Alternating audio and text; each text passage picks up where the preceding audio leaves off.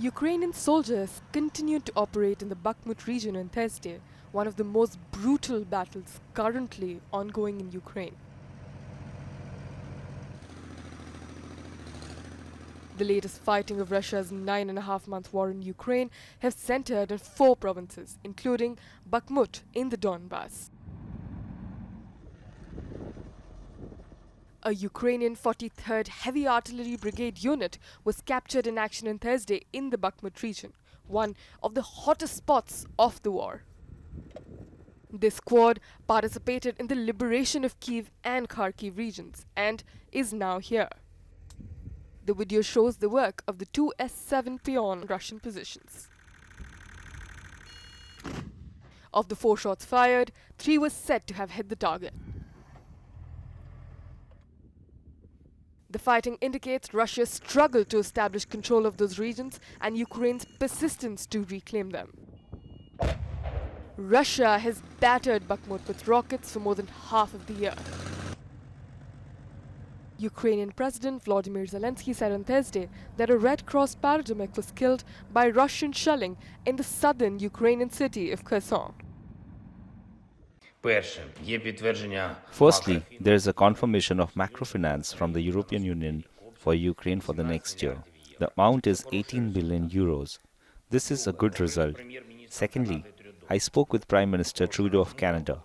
Good conversation. We are preparing to strengthen our defense cooperation. I thank Prime Minister Justin Trudeau and all Canadians for their principled leadership in the sanctions policy.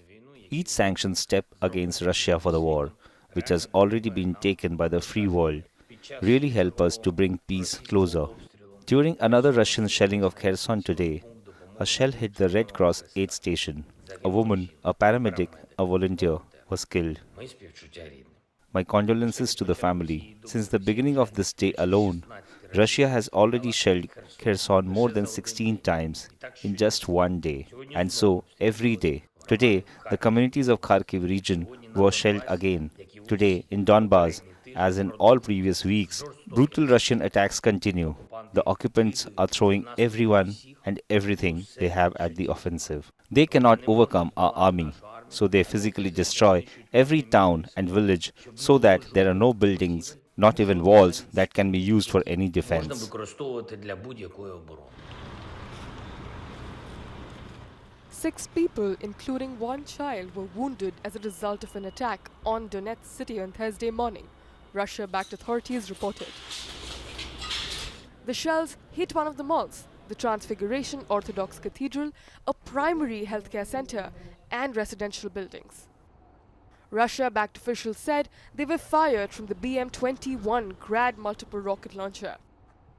Officials also call this the heaviest attack of Ukrainian armed forces since the beginning of the conflict in 2014.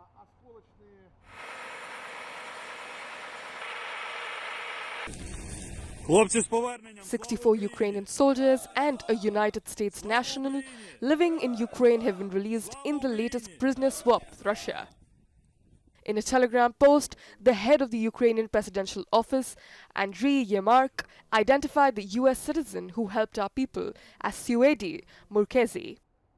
A US official speaking to the Associated Press on the condition of anonymity to discuss the Ukraine conflict confirmed that he was released. I want to thank Ukrainians for their patience and Coordination Headquarters for the treatment of prisoners of war, for their work.